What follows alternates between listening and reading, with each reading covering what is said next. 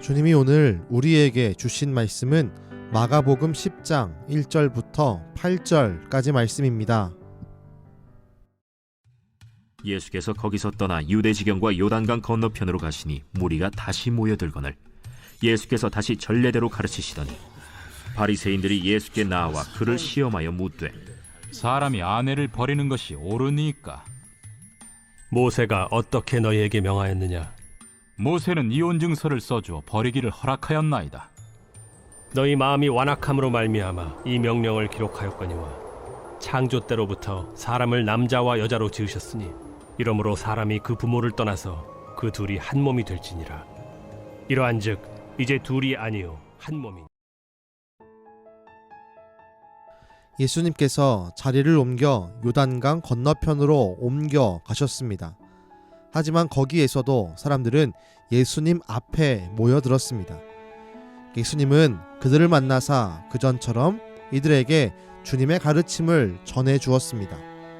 그러나 모두가 예수님 앞에 나와 그 가르침에 동의하고 기뻐하는 것은 아니었습니다. 그렇게 모인 사람들 중에는 예수님을 시험하려는 바리새인들도 있었습니다. 이들은 예수님을 시험하기 위하여 이혼에 대한 질문을 예수님에게 던집니다.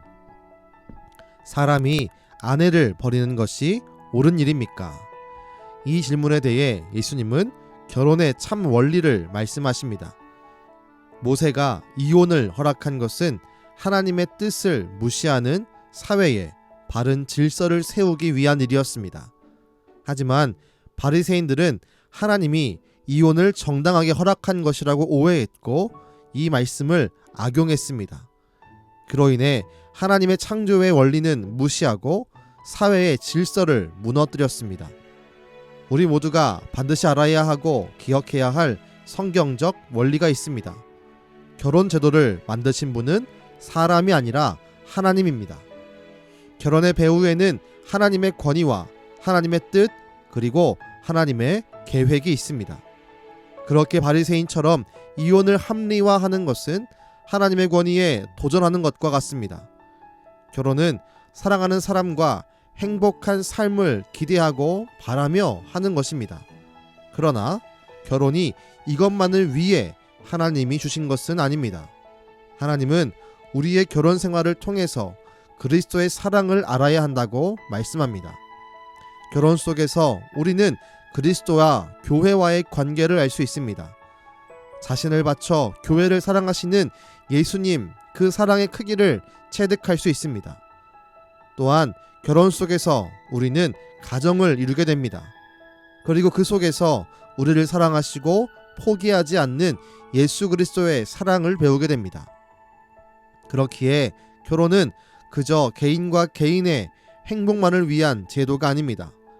결혼을 통해 가정을 이루고 그 가정 속에서 교회를 사랑하시는 예수님의 사랑 그리고 우리를 포기하지 않는 예수님의 사랑의 능력을 경험하고 배우게 됩니다.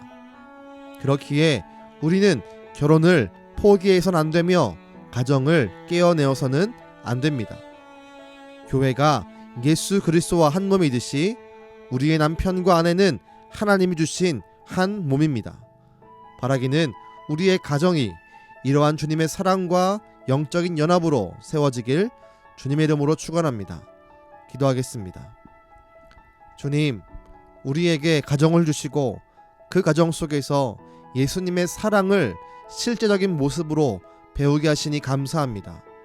주님이 허락한 결혼 제도를 통해 우리에게 가정이라고 하는 놀라운 선물을 주신 주님, 우리가 그 가정을 지키는 일에 힘쓸 수 있게 하시고 단순한 개인의 행복이 아니라 결혼과 가정을 통해 얻어지는 영적인 교훈도 얻을 수 있는 축복들을 허락하여 주옵소서.